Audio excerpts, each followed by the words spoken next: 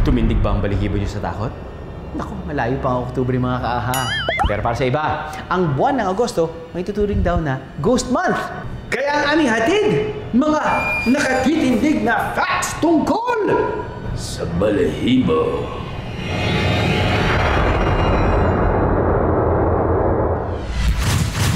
Bucket list number 1. Bakit nga ba tumataas ang ating mga balahibo o nagkakaroon ng goosebumps kung tawagin?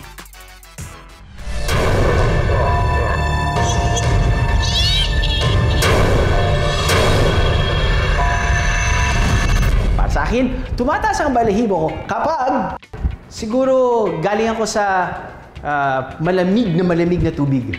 Pag ahon ko, medyo nagkakaroon ng goosebumps. Eh kayo mga kaaha, ano nagpapataas sa mga balahibo nyo? Living or non-living? Ahas! Dako! Kung ito ahas! Ay, dako ng ahas! Lalo na yung cobra. Ay, dako talaga pag kahit nakita ko yun kahit sa TV ko lang nakikita yan. Tapos gumano na yung ulo. Nako. I hate cobra. I hate snakes. Ayan. Ayoko talaga yan. Kinikilabutan ako usually sa mga madidilim na places. Tapos mag-isa lang ako. Kasi parang pakiramdam ko, may nakatingin sa akin na wala naman. Usually utak ko lang naman, pero kinikilabutan ako pag mag-isa lang ako. Tapos parang, yun. Doon ako kinikilabutan. Ang tinatawag na goosebumps, wala naman talagang connect sa mga goose o kahit anong uri ng ibon. Tinawag lang itong goosebumps dahil may hahalin tulad ang nagiging texture ng ating balat sa isang ibon kapag plinak o tinanggal ang mga feather nito. Sa bandang dulo ng ating mga balahibo, matatagpuan ang arrector pili muscle. Sa tuwing tayo nakararamdam ng lamig o matinding emosyon, nagko-contract ang ating mga muscle at dahilan para mahihila ang ends ng ating hair follicle na siyang nagpapataas sa ating balahibo. It's possible to occur anywhere else on the body, everywhere.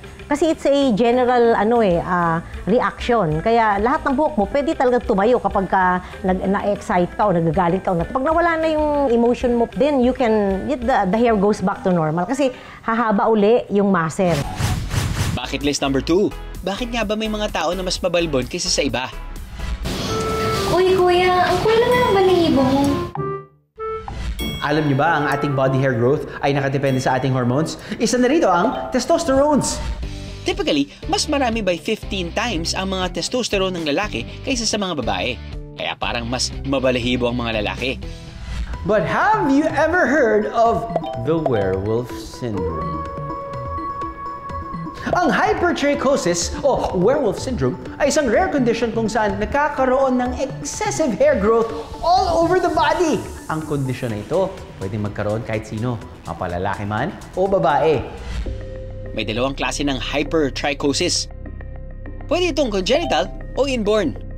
At pwede rin acquired o nakukuha. Kung ikaw naman ay may mga sakit, halimbawa na lang cancer, usually of the colon, lungs, pwede ka rin magkaroon ng hypertrichosis. Tapos kung ikaw ay ang trabaho mo yung nag-spray ng mga insecticide, pwede ka rin magkaroon ng hypertrichosis. Para sa acquired hypertrichosis, pwede daw itong ma-manage kung alam ang sanhi ng kondisyon. Ngayon, kung alam mo, kunyari, secondary to cancer, pag nagamot mo yung cancer mo, it will go away, no? O kaya, kung secondary to the use of insecticide, pwede mo i-stop yun, eventually it will fall off. Pero kung ito yung congenital type, hindi mo talaga siya matatanggal ng 100%. At saka hindi rin permanent, pwede siyang bumalik-balik. Bucket list number 3. Bakit nga ba tayo may balahibo? May over 5 million follicles ang ating katawan na nagpo-produce ng hair. Ang mga buhok sa ating katawan ay may kanya-kanyang purpose. Hindi lang for the #hair goals ang buhok sa ating ulo. Nagre-retain ito ng heat to keep us warm. Ang mga buhok sa ilong at tenga, pumoprotekta sa sensitive areas na ito laban sa mga alikabok o maliliit na particles. Ang kilay at pilikmata naman, hindi lang pampaganda. Binabawasan nito ang ilaw na pumapasok sa ating mata at humaharang din sa maliliit na particle na pwedeng pumasok dito. Pwede na lang kapag napuwing kayo sa sarili niyong pilikmata. Ang ating mga balahibo naman, nagpo-provide din ng warmth at pumoprotekta sa ating balat. But at the end of the day, personal preference pa rin ang ating masusunod. Para sa mga gustong magbawas ng body hair, may payo ang eksperto.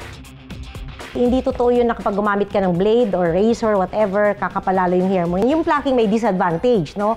Kasi when you pluck the hair at hindi mo nalinis properly yung skin mo, you could let bacteria enter the hair opening or the hair pores na kung saan mo kinuha yung hair.